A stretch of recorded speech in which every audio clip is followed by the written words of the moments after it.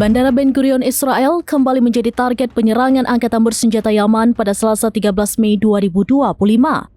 Serangan itu menyebabkan jutaan warga Israel panik hingga berlarian mencari perlindungan. Angkatan bersenjata Yaman meluncurkan rudal hipersonik menyasar bandara utama Israel. Dari video yang diunggah Al-Mayadin, tampak rudal tersebut melesat saat suasana masih terang.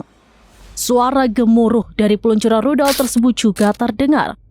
Yaman mengklaim rudal mereka berhasil mencapai sasaran. Serangan ini memaksa jutaan pemukim Israel mengungsi. Bahkan lalu lintas bandara dihentikan selama sekitar 1 jam.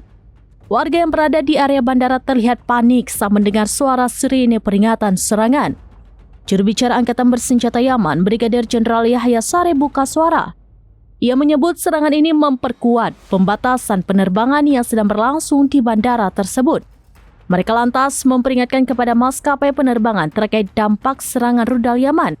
Kelompok Yaman menegaskan bahwa operasi mereka akan terus berlanjut hingga perang di Gaza berakhir dan blokade dicabut.